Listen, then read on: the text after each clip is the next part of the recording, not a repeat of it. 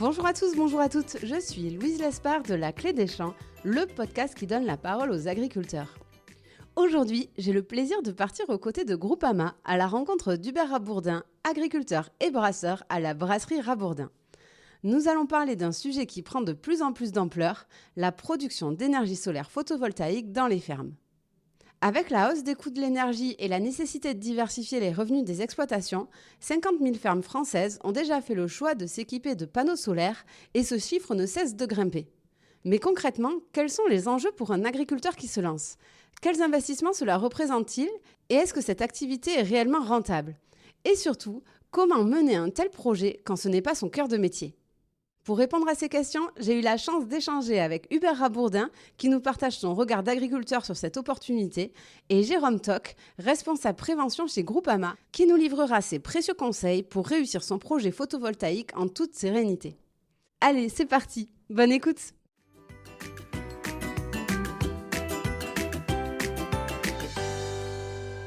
Bonjour Hubert. Bonjour. Bonjour Jérôme. Bonjour.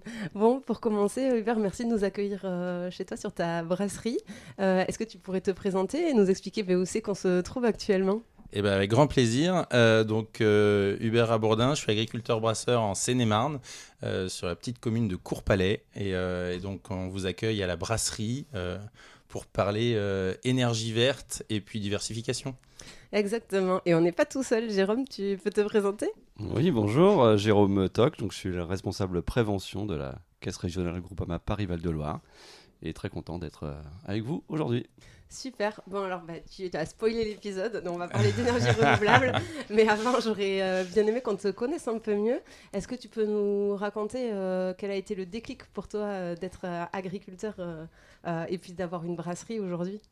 Alors, à l'origine, c'est une histoire familiale. C'est-à-dire que ce sont mes parents qui se sont installés agriculteurs en Seine-et-Marne sur l'exploitation céréalière et ont monté une diversification, donc une brasserie à la ferme, il y a maintenant 25 ans. Et on a repris l'exploitation et la brasserie avec mon épouse et on a développé l'ensemble de l'activité pour aujourd'hui être une brasserie d'une taille régionale. C'est-à-dire qu'on est censé retrouver nos bières dans toute la région Île-de-France et puis un petit peu de temps en temps au national. Tu peux nous expliquer un peu ton exploitation ? Qu'est-ce que vous produisez comme culture ? Comment elles se répartissent ? À qui tu les vends ? À quoi tu les utilises ? Alors sur l'exploitation agricole, donc on est céréalier et betteravier. C'est-à-dire qu'on va cultiver du blé, de l'orge, du maïs. Et des betteraves sur une exploitation d'une taille à peu près de 300-350 hectares. Je suis alors 100% coopérateur pour le coup, c'est-à-dire qu'on a une coopérative agricole locale qui s'appelle Val-France et je travaille 100% avec Val-France, sauf pour une petite partie où là on va travailler avec Soufflet pour le malt d'orge parce qu'il y a une diversification sur l'exploitation, donc la brasserie. Et il faut transformer l'orge en malt d'orge. Donc voilà, j'envoie mon orge dans une malterie à 100 km d'ici, à Pithiviers, et je récupère après mon malt pour pouvoir faire de la bière. Et aujourd'hui, tu peux nous partager quelques chiffres sur ta production et la quantité de bière que tu produis ? Alors la brasserie aujourd'hui, donc comme je le disais, c'est une brasserie de taille régionale, donc on est à peu près à 10 000 hectolitres de bière par an. 10 000 hectos, ça peut paraître beaucoup, hein. Ça fait, si on fait un équivalent petite bouteille, ça fait 3 millions de petites bouteilles. Alors rassurez-vous, on fait pas que des petites bouteilles, on fait aussi des grandes bouteilles, des fûts pour tout le marché café, hôtel, restaurant. On essaye d'être présent, mais on n'est plus tout seul, hein. Il y a 25 ans, on était 40 brasseries en France. Le marché était plus petit. Aujourd'hui, on est 2500 brasseries en France. Voilà, nous, l'objectif, il était de mettre en avant, il est toujours d'ailleurs, de mettre en avant l'origine. Donc, on est agriculteur, on utilise notre orge pour faire notre bière et d'être très ancré terroir. Voilà, je reste agriculteur avant tout. Un beau projet. Et tu as employé un terme important qui est diversification. Effectivement, c'est quand même un exemple type de diversification agricole, puisque plus ça va, plus les agriculteurs se diversifient. On a vu, donc tu transformes ton orge en bière, mais on va en parler, des panneaux solaires, un méthaniseur. Pourquoi vous avez fait ce choix de vous diversifier ? Alors la diversification, c'est vrai qu'aujourd'hui c'est un mot qu'on entend beaucoup dans le monde agricole, hein, c'est même devenu un mot un peu à la mode. Il y a 25 ans, c'était moins vrai, on diversifiait son exploitation pour des besoins économiques. C'est-à-dire que quand mes parents étaient agriculteurs et quand j'ai repris l'exploitation avec mon épouse, on avait une ferme qui faisait moins de 100 hectares. Donc petite structure agricole, uniquement céréales. Et donc il était primordial et urgent de faire une diversification pour que l'entreprise perdure. Donc le choix, il a été sur la bière. Alors pourquoi ce choix de la bière déjà? Ça c'est le choix de mes parents, hein, c'est pas le mien. Je suis très content du choix. Je suis très content du choix. J'aime beaucoup la bière, donc il n'y a pas de problème. Mais voilà, ils auraient pu, s'ils avaient été éleveurs, faire du fromage. Il y en a, j'ai des amis qui ont monté des boulangeries. Enfin, on peut faire plein de choses. Aujourd'hui, on voit des pâtes, on voit plein de diversifications. D'autres exploitations sont arrivées après sur le modèle des diversifications parce qu'on a eu quelques années un petit peu difficiles quand même dans le monde agricole, dans le monde céréalier, comme on peut aussi avoir dans le monde de l'élevage. En agriculture, les années se suivent mais ne se ressemblent pas. Donc, il y a eu beaucoup de gens qui se sont lancés dans des diversifications. Mais après, ce qu'il faut absolument, quand on fait une diversification, c'est être motivé de sa diversification et que ce soit un vrai projet. Parce que si on le fait à contre-cœur, ça ira pas très loin. Il faut vraiment mettre beaucoup d'énergie.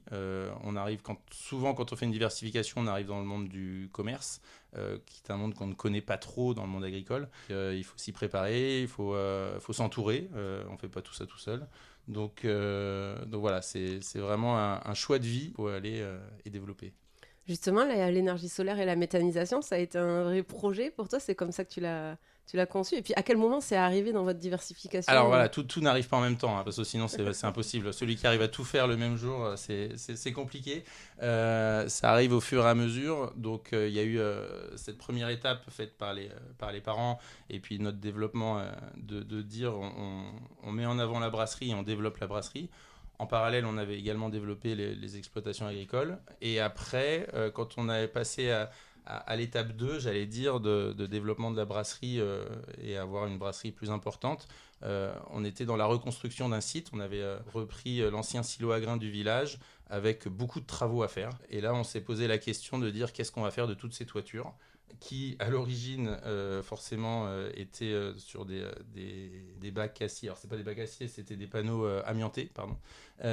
Donc, un vrai problème économique à désamianter le site. Et là, on s'est dit comment on pourrait rentabiliser cette toiture qui va nous coûter de l'argent à démonter. Donc, c'est vraiment là-dessus où on s'est dit qu'est-ce qu'on va mettre sur la toiture. C'était la période où les panneaux solaires, on n'était pas dans les premiers projets solaires, on était plutôt dans la deuxième, voire la troisième vague. Déjà, c'était plus facile à présenter aux banques qui connaissaient déjà bien le projet photovoltaïque. Et puis, on s'est toujours dit aussi, ça nous aidera en revenus complémentaires. Alors, pas sur le court terme, parce qu'on avait des gros frais de désamiantage. Mais sur le long terme, ça nous aidera pour notre retraite. On s'est toujours dit ça. Je pense que l'énergie, on en aura toujours besoin. Ça, c'est clair et net. Aujourd'hui, entre guillemets, on n'a rien fait de mieux que l'énergie électrique. C'était vraiment sur le long terme. C'est pas ça qui nous fait vivre au quotidien, clairement pas. C'est pas ça qui nous demande un temps énorme non plus au quotidien. Hein. Les panneaux solaires, c'est assez simple en exploitation. Puis après, la méthanisation est arrivée encore après. Il y avait un train à prendre, on a pris le train, mais là, il y a du boulot. Il y a beaucoup de boulot. Ouais, on en reparlera de la méthanisation ensuite. Mais quand je t'ai eu au téléphone, tu m'as dit, mais moi, je suis un convaincu des énergies renouvelables dans les fermes. Tu penses qu'elles ont leur place à part entière et que les agriculteurs peuvent jouer un rôle là-dessus? Ah oui, alors ça, c'est sûr. Enfin, clairement, la partie panneaux solaires, oui, je suis convaincu que les agriculteurs ont une carte à jouer, une rentabilité pour leur exploitation. Alors, pas forcément sur le court terme. Il ne faut pas croire qu'on gagne beaucoup d'argent avec des panneaux solaires, mais sur le long terme, il y aura forcément un intérêt. Aujourd'hui, c'est devenu des projets assez abordables parce que ça s'est démocratisé, qu'il y en a beaucoup. Les industriels s'y mettent aussi à mettre des panneaux solaires partout sur leur toiture. Donc, il y a un vrai enjeu et qui peut encore être amélioré, j'allais dire, en termes économiques, s'il y a un besoin d'électricité sur l'exploitation. Parce que l'autoconsommation, comme on a, avec des prix d'électricité comme on a connu il y a 2-3 ans, on se pose quand même beaucoup de questions. Et si on est un petit peu autonome, alors on ne sera jamais à 100% autonome, hein, c'est pas possible. Déjà un panneau ça ne produit pas la nuit, mais si on peut réduire un peu notre notre facture énergétique, c'est important. Moi, je mets jamais en opposition la partie écologique et économique. Faire de l'écologie sans économie, ça me paraît très difficile. Enfin, Il faut que tout soit aligné. Voilà, on peut avoir des idées, on peut avoir des convictions, mais il y a un moment, on n'est pas des philanthropes. Et puis, si on fait que perdre de l'argent pendant 20 ans, on sait où on va, quoi. Il faut que ça gagne de l'argent. C'est un vrai projet. Moi, je pense que pour les agriculteurs, c'est un vrai intérêt. Oui, parce qu'en plus, sur la partie autoconsommation, ça réduit la facture, mais aussi ça protège de la volatilité des prix de l'énergie. On l'a vu avec la crise agricole actuelle, ça peut vraiment fortement peser sur les exploitations. Ça peut être aussi une solution de se préserver de ça. Ah, c'est sûr. On connaît son coût de l'électricité pendant 20 ans. Là, pour le coup, vous avez vos panneaux, vous savez que pendant 20 ans, votre électricité, elle vous coûtera tant. C'est un amortissement de... Alors, il peut y avoir, il y a quand même des frais, faut pas se leurrer. Oui, on va en parler. On va rentrer dans le détail parce que là, on ne croit pas que c'est tout beau tout rose. Non, c'est pas tout beau tout rose. Il y a un peu de frais quand même et de maintenance et d'entretien. Jérôme, les derniers chiffres de l'ADEME montraient qu'il y avait 50 000 agriculteurs, 50 000 exploitations qui avaient des panneaux solaires. Chez Groupama, vous le constatez, fait que ça se vulgarise, c'est pas le terme, mais que ça se massifie. Oui, tout à fait. Aujourd'hui, mes équipes de prévention sont sur le terrain quasiment au quotidien pour accompagner des agriculteurs sur leurs projets de panneaux photovoltaïques. C'est quelque chose qui est devenu très très courant. Et on le comprend, comme ça a été dit juste avant. Le monde agricole dispose de surface, notamment de toiture, et a des besoins d'énergie, et a besoin soit d'un revenu complémentaire, soit de stabiliser le prix de l'énergie. Donc en fait, tout concourt à ce que l'installation photovoltaïque se déploie sur le monde agricole, en fait. Par contre, ça demande, là je vais vous poser la question à tous les deux, mais des compétences qui sont quand même très éloignées de l'expertise de production, de transformation. On n'en demande pas beaucoup aux agriculteurs, produire de l'alimentation, produire de l'énergie. Alors, on demande beaucoup, peut-être, mais comme ça a été dit avant, en fait, une installation qui est en place ne demande pas forcément beaucoup d'attention au quotidien. Il faut bien sûr l'entretenir, la maintenir. Mais finalement, il y a un fort enjeu au moment de l'installation. Et je pense que c'est à ce moment-là où il faut bien s'entourer pour que la conception de l'installation se fasse convenablement, qu'on maîtrise les risques, parce que ce sont des installations électriques, que ce soit en courant alternatif ou continu. Et nous, on le sait bien en tant qu'assureur, l'incendie d'origine électrique, c'est une grosse part de nos sinistres incendies. Donc, une installation photovoltaïque nécessite d'être bien pensée au départ, mais une fois que tous les points à risque sont maîtrisés ou sont bien pris en compte, il n'y a pas un niveau de risque beaucoup plus élevé si tout est bien pensé au départ et tout est bien géré dans le temps.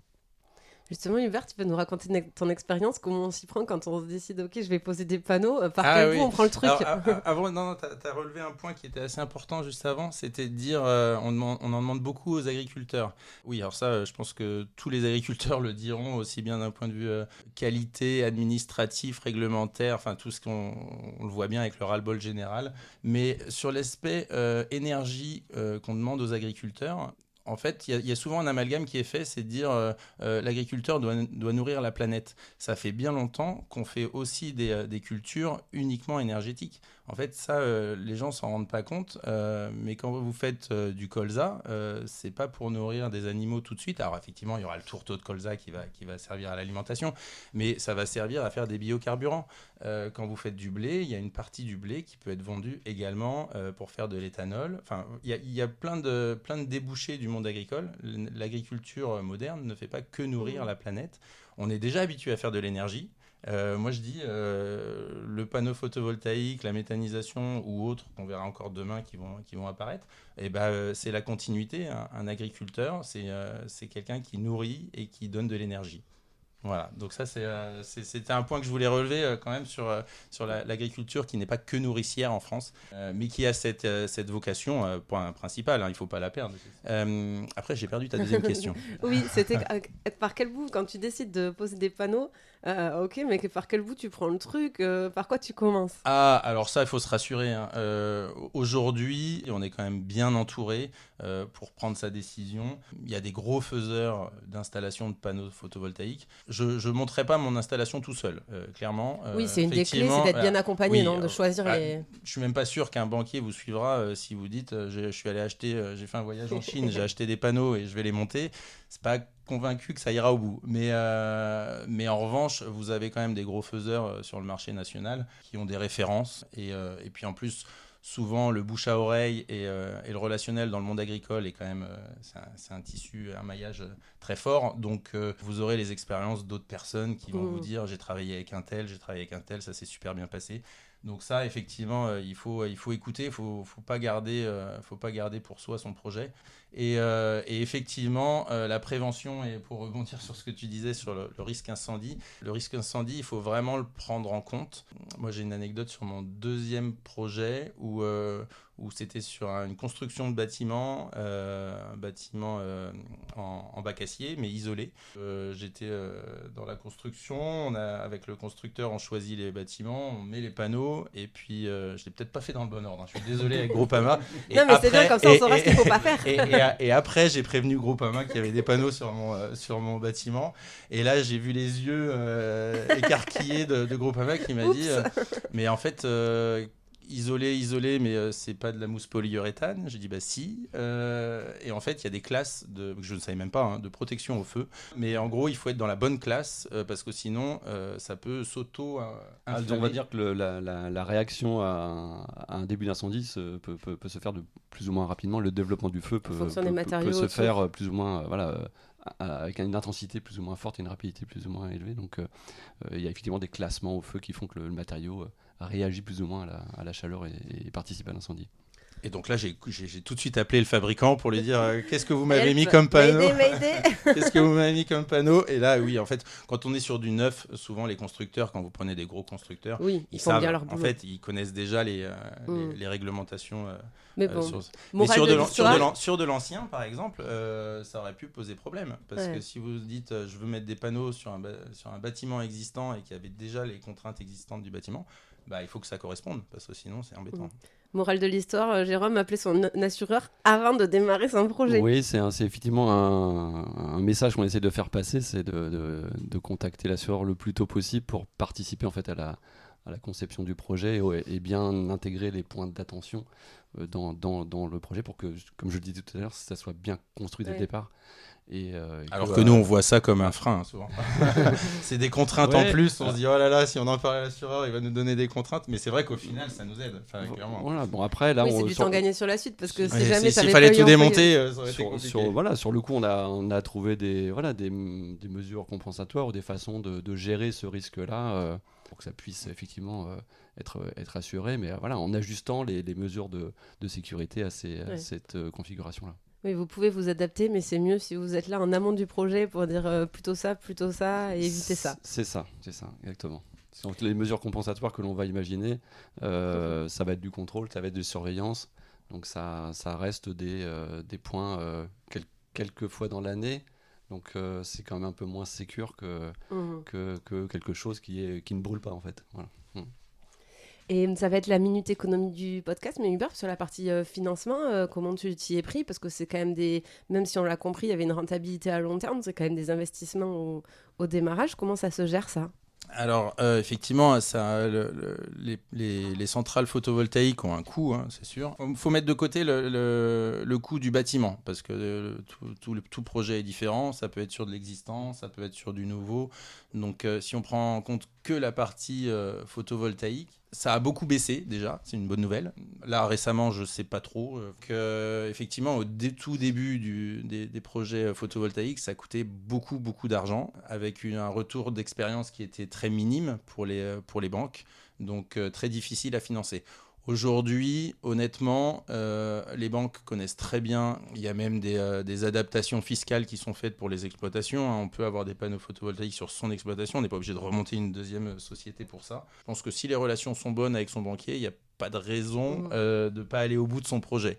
À part si vous voulez faire des centaines de milliers de mètres carrés, mais sinon, quelque chose de raisonnable par rapport à l'activité économique il n'y a pas de raison que ça n'aille pas au bout. D'autant plus que vous choisirez des bons constructeurs, une bonne assurance, voilà, tout ce qui va bien, un bon contrat de maintenance. C'est un sujet dont on n'a pas parlé, mais c'est un vrai sujet, la maintenance. Oui, parce que c'est bien beau de poser des panneaux, mais après, il faut s'en occuper un minimum quand même pour prévenir des risques, justement. Oui, tout à fait. Ce sont des installations électriques avec beaucoup de câbles. Dont une partie est à l'extérieur, hein, sous les panneaux. D'ailleurs, on les voit pas parce qu'ils sont entre la toiture et les panneaux. Ils sont un peu cachés sous les panneaux, mais ce sont des câbles avec beaucoup de connexions. Et puis l'onduleur, il a quand même sa fonction principale de transformer du courant continu en courant alternatif. Donc il travaille quelque part. Hein, et ce sont des installations qui sont traversées par le courant et qui sont sujettes à diverses contraintes de pluie, de vent. Et donc, il faut bien sûr surveiller ça, entretenir ça pour que l'installation continue d'une part à bien produire ce qu'on attend d'elle, hein, et puis qu'il n'y ait pas de dégradation, de dérive qui se créent et qui puissent aboutir à des points chauds, à des échauffements. Et puis, si ça continue, si on ne fait rien, si on ne le voit pas, ça peut arriver jusqu'à un début d'incendie qui peut se développer et réduire à néant toute une entreprise. Donc, effectivement, l'entretien, à la fois pour des questions de production et de revenus, et pour la sécurité, c'est quelque chose de très très important. Hubert, si j'en reviens à ton expérience, je la trouve intéressante d'un point de vue économique parce que tu as les deux modèles. À la fois, ton premier projet, tu l'as mis sur de l'existant et l'autre, tu t'as construit un nouveau bâtiment avec du solaire dessus. Est-ce que dans les deux cas, financièrement, tu t'y es retrouvé? Ça a été un investissement validé avec du recul? Comment tu vois le truc? Alors, ça, chaque projet est différent, j'allais dire. Tout dépend de ce qu'il y avait en existant. Là, moi, au début, le premier projet, c'était sur du désamiantage. Forcément, la rentabilité est beaucoup moins bonne que sur un projet qu'on anticipe dès la construction. Parce que ça coûte cher. De désamianter ? Ouais. Ah oui, très très cher. Pour le coup, c'est pas donné. Effectivement, c'est pas du tout les mêmes projets. Moi, je dirais que c'est pas forcément une source de revenus à court terme. Clairement, il ne faut pas faire des panneaux photovoltaïques pour se dire je fais ma diversification et c'est ce qui va m'aider à sortir la tête de l'eau. C'est pas ça. Ça, il y a d'autres diversifications qui peuvent vous aider à développer votre activité économique. Nous, ça a été la brasserie qui nous a fortement aidés.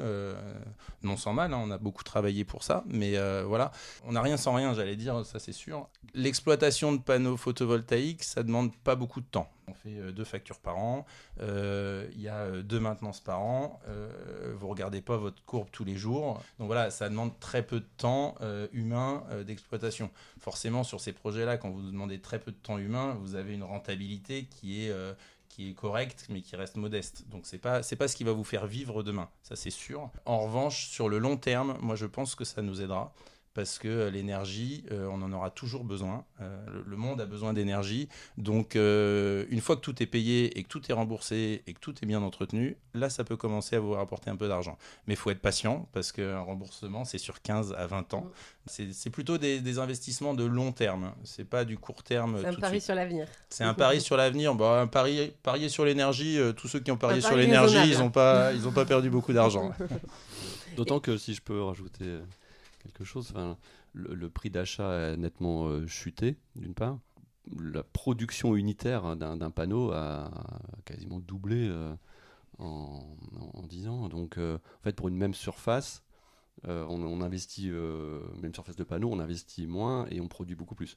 Donc, la tendance, peut-être que la courbe va s'inverser. Il y a peut-être des taxes aux frontières ou autres qui vont faire que le prix du photovoltaïque va augmenter de nouveau, mais actuellement c'est quand même un bon rapport qualité-prix. Un bon rapport qualité-prix.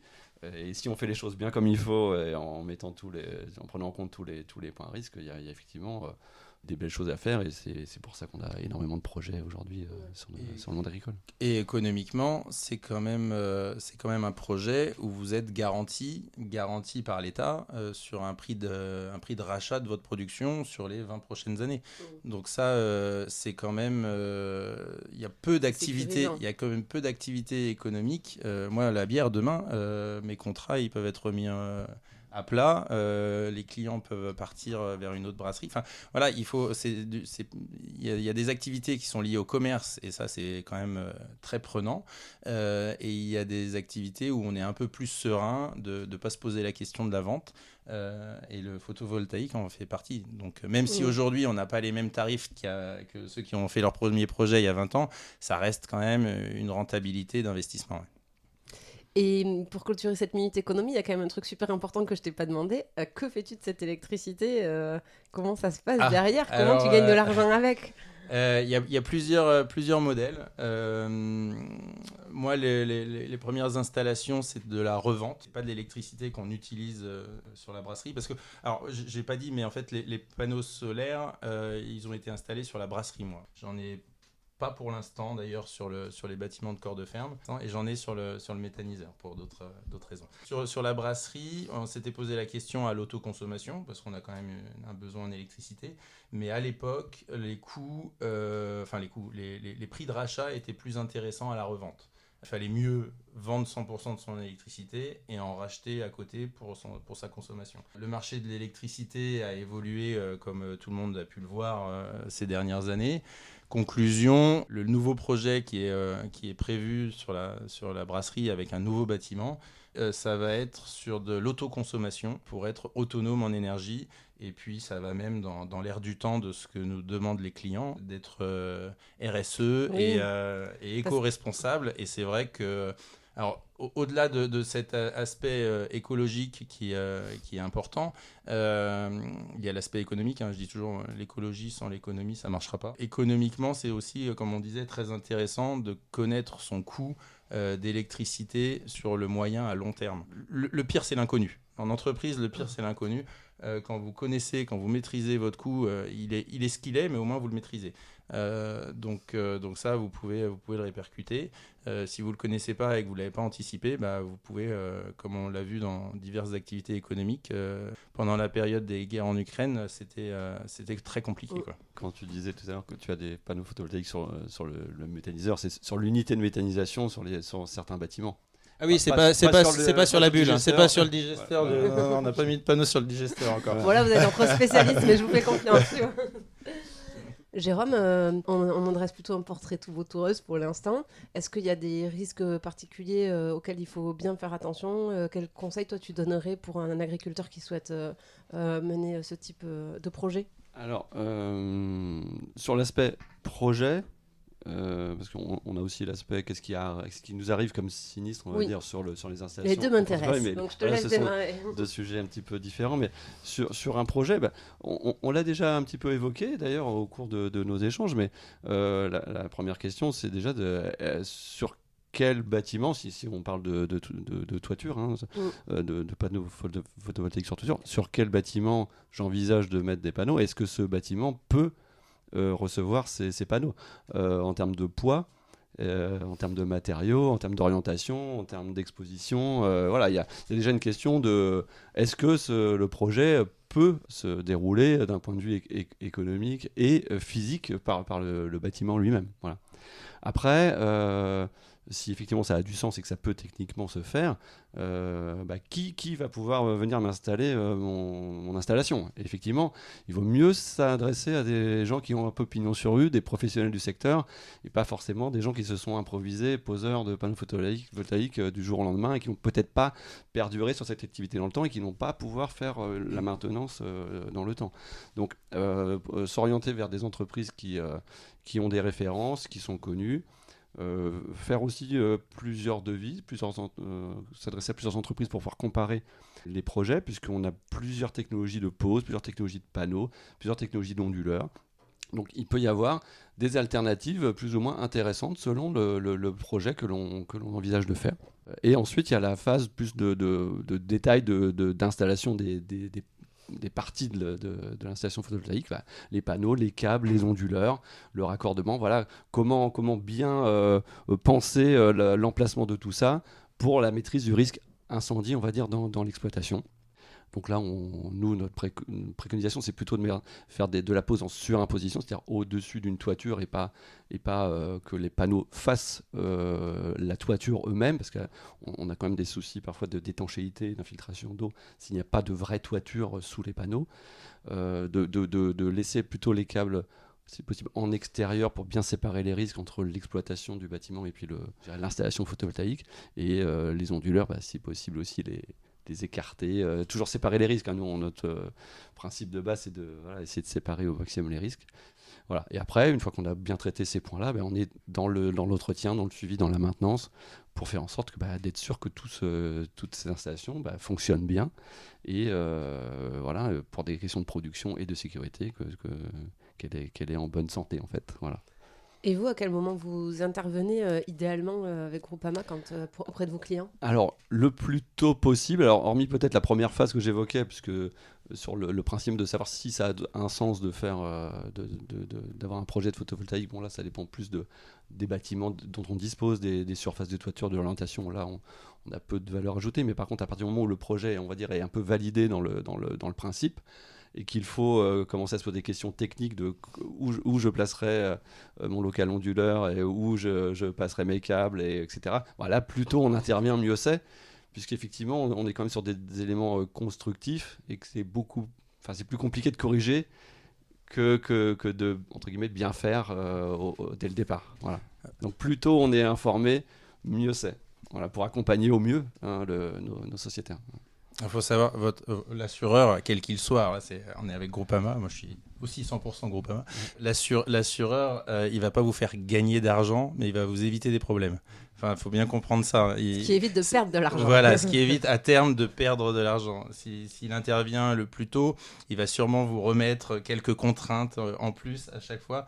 Ce qui, dans un projet, est assez, on va être honnête, énervant au début parce qu'on compte ses sous et puis on a validé une enveloppe. Mais sur le long terme, ça peut être intéressant parce qu'effectivement, comme tu le disais si bien, le risque majeur, et ça... pas que pour les panneaux solaires, mais pour l'électricité en général, c'est le feu. Et le feu, c'est vraiment quelque chose de très difficile à gérer sur de l'électrique. Et moi, j'ai une petite anecdote là-dessus, c'est quand on a mis nos premiers panneaux, on avait fait venir les pompiers pour surveiller tout ça. Et ils m'avaient expliqué que de toute manière, en panneaux photovoltaïques, on n'éteint pas le feu. On protège l'environnement, mais on n'éteint pas le feu parce qu'on ne peut pas intervenir avec de l'eau sur une installation électrique. Voilà, on n'intervient pas avec de l'eau. Alors sur certaines installations, quand on peut couper le courant, ça va. Mais sur des panneaux photovoltaïques, vous ne pouvez pas couper le courant. C'est le soleil et on ne peut pas couper le soleil. Donc tout ce qui est en courant continu, ça continuera à produire. Donc voilà, il faut penser à ça, que s'il y a des parts de feu, il ne faut pas mettre les panneaux trop près d'un environnement habité. Voilà, il y a plein oui, de... et puis idéalement, ça serait bien de ne pas mettre les panneaux sur le bâtiment où il y a son activité principale, par voilà. exemple les bêtes. C'est ce que j'allais dire pour rebondir, c'est qu'en fait, on l'a expliqué tout à l'heure, l'installation photovoltaïque va venir faire un complément de revenu, un peu de diversification, voire faire du revenu à long terme, mais ce n'est pas l'activité principale. Donc venir rajouter un risque sur son cœur de métier, sur son outil de travail, ce serait quand même dommage de perdre son outil de travail principal à cause d'une activité un petit peu secondaire ou accessoire. Alors après, voilà. on en revient à la maintenance, parce que moi je l'ai fait sur mon activité. Le risque est mesuré quand même. Là, on parle d'un pire des cas. C'est un risque, mais un risque, ça peut se maîtriser. Tout à fait. Et donc le but, c'est justement de faire des maintenances. Il y a un vrai coût de maintenance, il ne faut pas l'oublier. On entend souvent, mettez des panneaux sur votre maison, et puis vous verrez, il n'y a rien à faire, c'est génial. C'est pas vrai, des onduleurs, ça tombe en panne, il faut les remplacer. Des cosses, ça se dessert, donc il faut venir les resserrer tous les ans. Mais nous, toutes les installations, même de la brasserie, elles sont vérifiées en caméra thermique. Alors, c'est un gain de temps phénoménal et vous savez où est votre risque principal. Et du coup, Jérôme, on a beaucoup parlé des incendies, mais quels sont les autres risques liés à l'installation de panneaux photovoltaïques ? On a tout d'abord, plus au niveau de la phase de chantier, parfois du vol. Donc ça, il faut faire attention à sécuriser tous les matériels qui peuvent être livrés au moment de la réalisation du chantier pour ne pas se faire voler notamment les panneaux ou les onduleurs. Ensuite, c'est de l'installation électrique, donc on a des risques d'électrocution, plus pour les personnes, donc il faut aussi bien évidemment gérer correctement cela. Et puis, on peut avoir d'autres risques, plus de perte de production d'énergie, notamment, la grêle qui peut impacter l'ensemble de la surface de panneau, et qui peut du coup, porter un coup, assez sévère à la production. Et si bien sûr on ne fait pas attention, ça peut aussi générer d'autres risques, heu, aussi d'incendie puisque les panneaux vont être dégradés, physiquement. Voilà, c'est là qu'on a les principaux risques. Et alors, quelle solution vous proposez, vous, chez Groupama, pour faire face à l'ensemble de ces risques?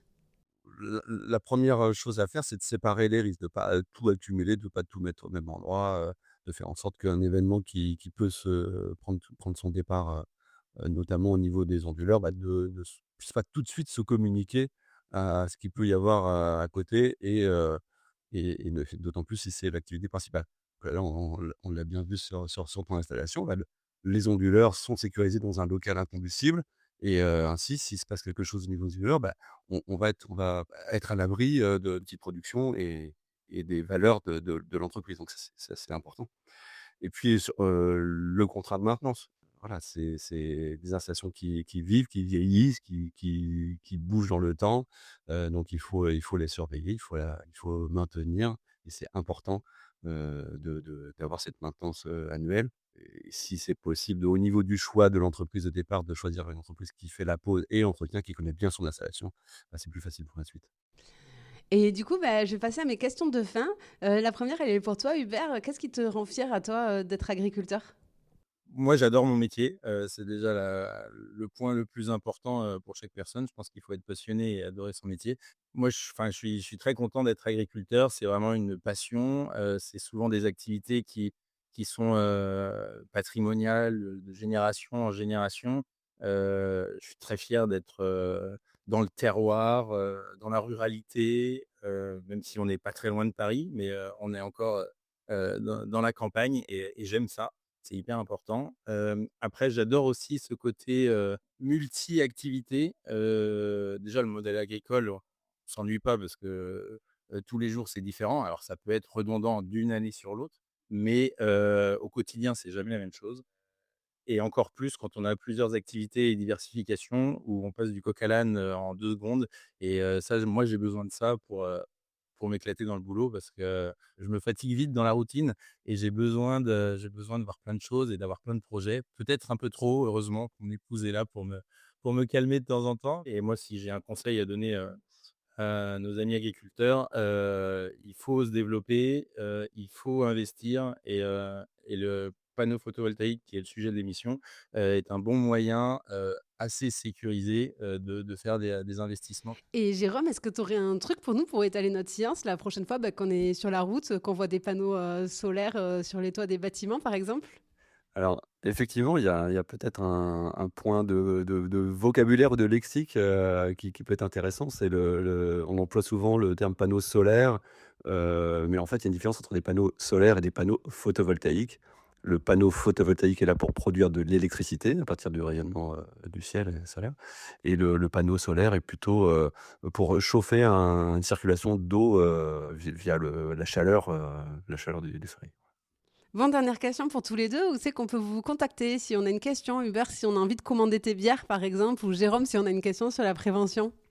Alors pour me contacter, c'est assez facile, hein. On a pignon sur rue à Courpalais en Seine-et-Marne, vu qu'on vend de la bière et qu'on a une boutique qui est ouverte, je fais ma pub, hein, du mardi au samedi de 10h à 19h, toute l'année.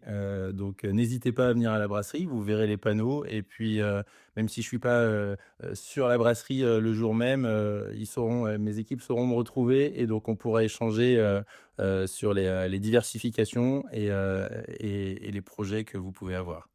Et Jérôme?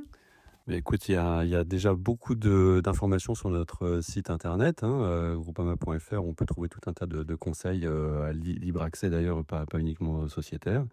Et puis ensuite, via les agences, via les chargés de clientèle, on saura me trouver, orienté vers moi et mes équipes pour venir accompagner nos sociétaires dans leurs projets le plus tôt possible. Effectivement, c'est ce qu'on retiendra et je confirme que pour préparer le sujet, je suis allée sur le site, votre site internet qui a vraiment beaucoup de ressources dessus, donc ça permet de quand même déjà d'y voir plus clair. Et on félicite Dolores qui est notamment à la source de toutes ces informations. Bon, un grand merci à tous les deux d'avoir partagé votre expérience. C'était vraiment très enrichissant. Merci. Merci. À bientôt.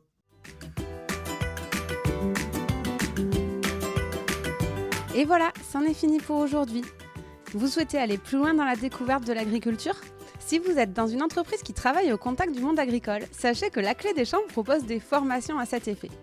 L'objectif ? Mieux connaître les réalités du métier d'agriculteur pour vous permettre de mieux performer dans votre job.